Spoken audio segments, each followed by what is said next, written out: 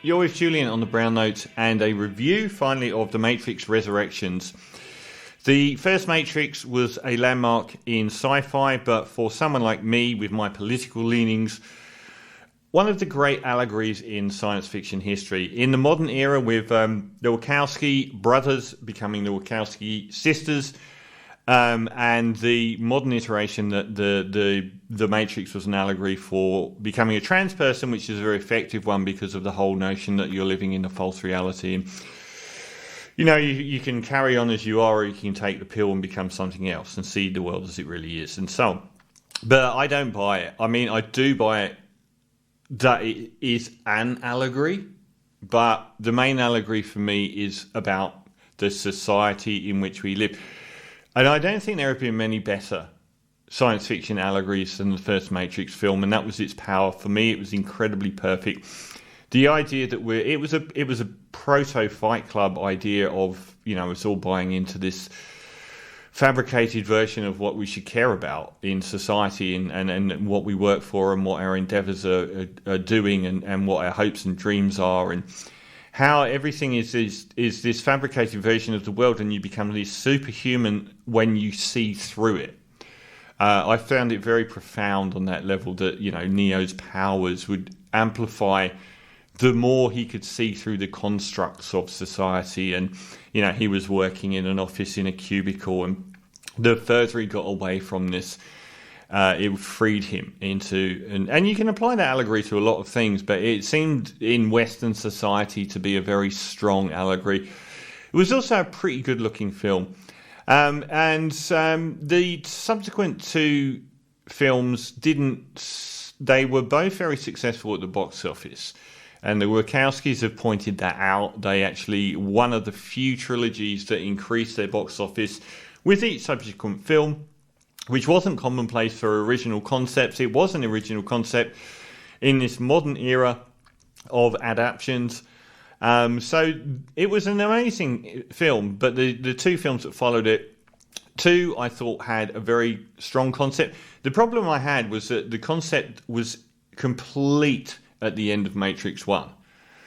The whole thing had been completed. So what happened after that was it kind of weakened that first film a little bit in the fact that it didn't need anything added to it. But I did think the second film was valid with this notion that, you know, that these things happen over and over again. And I like that side of it. 3 was generally regarded as the worst of the bunch. It all got too much. Like, one Agent Smith was super powerful and intense in the first film. 100 Neos versus 100 Agent Smiths versus Neo. It just became a bit reductive.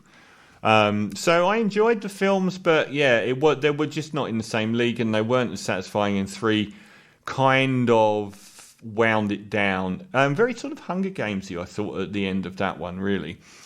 So they've come back after an enormous gap, and it's not surprising that they've done so with The Matrix Resurrections.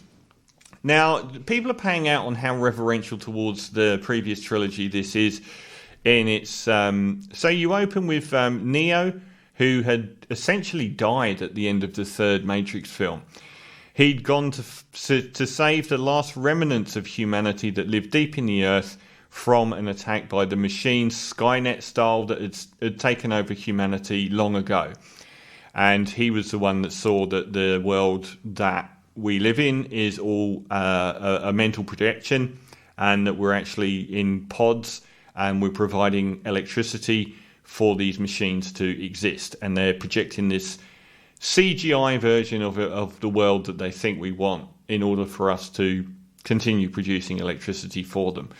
And at the end of the third one, he was essentially dead, and so was Trinity, his love interest, played... Well, we've got Keanu Reeves and Carrie-Anne Moss, and they're the two big holdovers from the original trilogy. Rightly so. They were by far the most interesting characters in the films. So this time we start with... Neo is back working in an office. He looks a lot older. And he's designed video games, but he's designed the world-beating video game, The Matrix. Now, I really like the first third of this film because people are saying it's too reflective of the past of the Matrix and too reverential towards it. But I think if any film wants to meddle with its own past and wants to look back on its own past, The Matrix is the one that deserves to have this view.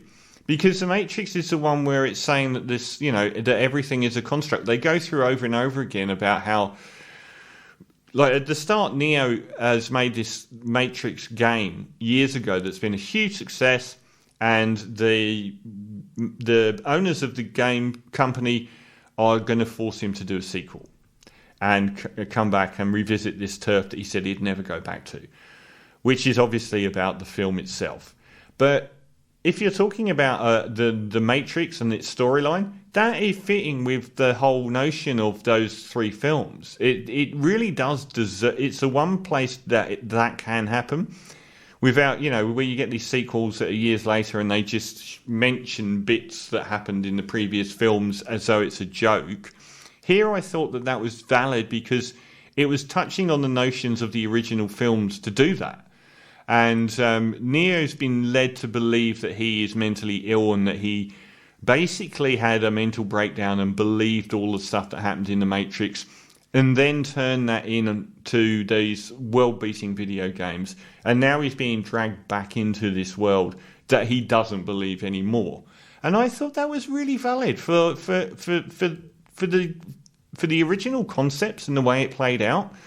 To go down this road of this sequel to a video game from years ago, and that he no longer believed anything that happened and had turned it into a video game, and he was drumming up all the elements of the past. Well, the elements of the past do come back to him because the people on the other side of the fence once again come to rescue him from this false reality that he now believes in again, and that's essentially the plot of the film, is that there are these newbies that are occupying the space of people like Lawrence Fishburne in the original, where they're the ones that are in the real world, and they've come back to rescue Neo from his pod.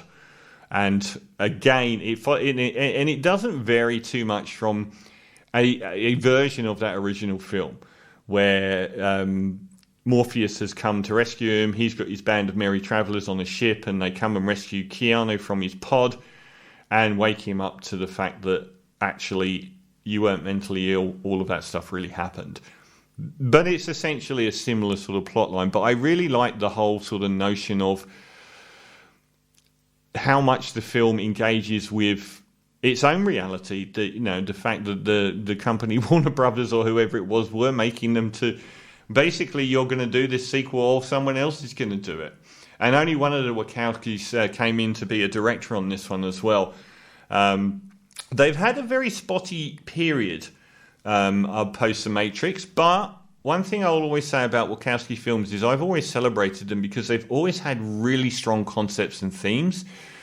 And Cloud Atlas is one of my favourite films of the decade. I gave it a 9.5 out of 10. One of the most ambitious, flawed, but ambitious and brilliant films of this century for me. And the whole concept of, a ripple in time of someone doing an act, in the 1700s, inspiring someone in the 1800s to do something, which inspires someone in the 1900s to do something, and the different impacts those acts have. Even something trash like Jupiter Ascending, I thought the concepts were so strong. The idea of, if someone 10,000 years ago has the exact DNA as you, are they you? What is you? And the fact that the DNA being passed down was the important thing, not the person. This is getting into the selfish gene angle. I thought that was a really high concept for a sci-fi film again, even though there was a lackluster finished product. I still really like the concepts in their films, and in this one I did like the concepts as well. I loved the whole Neo was mad sort of scenario. I thought that was pretty cool actually. And now they move back to this new version of the sort of where all the humans live underground. It's become this big city, and one of the important elements, and one of the ones that's the most Wachowski and the most woke in the modern era but really works, is the fact that the us and them has changed. So the us and them in the old one was the humans that were awake ironic term in the modern era that they would wake and be woke. But now it's not just humans against machines. It's some humans and some machines are on the same side. And I thought that worked quite well. So the impact of Neo in the third film was that the machines started fighting each other. And now that some of them have gone over to the human side. And I thought that was another strong concept as well. They make a big thing about how it's nothing to do with the allegories, it's bullet time. Which again, I thought was a pretty, strong concept, because you have people arguing that the new computer games should be all about the effects and so on. So the visuals here were, in the main, really good. I don't know if there was anything that was iconic or groundbreaking like the first film, but I thought, in general, it looked really good. Standout things for me, Keanu Reeves' acting here is really good. He's a much better actor now than he was in the first film, where he was a great character, but a bit of a hammy actor. I thought his hangdog, and genuinely, it convinced me that he was genuinely on the verge of madness, particularly in the earlier scenes. Carrie-Anne Moss, I thought, was really good in this. The one thing I will say is that I didn't really rate the newbies. If they were unheard of actors, and they were playing the replacement for Morpheus's gang, I just thought they were unmemorable. Could be in any adult. See, what was the one I saw the other night? Like in the Maze Runner, in the Divergent sort of landscape. Well, weren't really that interesting. But the two that were interesting were the guy that played Agent Smith, Jonathan Groff. I thought he was good. I thought that story arc was reasonable. And particularly Neil Patrick Harris as the analyst. I thought his character was really good as well. So he's the guy that basically foments the entirety of the Matrix as a computer system and that everyone sees. And he, rather cruelly, is Neo's psychiatrist. So he's just like convincing Neo that Neo is mad and that none of the stuff happened, but he is actually the architect of the entire system. I liked all of that. The first third I thought was really strong. I thought the last third wasn't, and I would have said that about the second and third Matrixes, where there's just too much reliance on battles.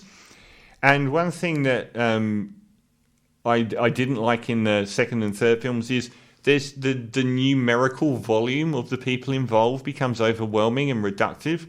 There's just so many people flying at the screen that I really liked when they had a lesser budget for the first Matrix film and you were concentrating on a much smaller pool of people fighting. And after a while, when the second 100th person flies across the screen, it's a little bit reductive. And there were a couple of moments that were just beyond silly. There's a bit where Neo's hanging in the air, which I laughed out loud at. It was just like it was from an outtake, and I don't know why it's in the finished film.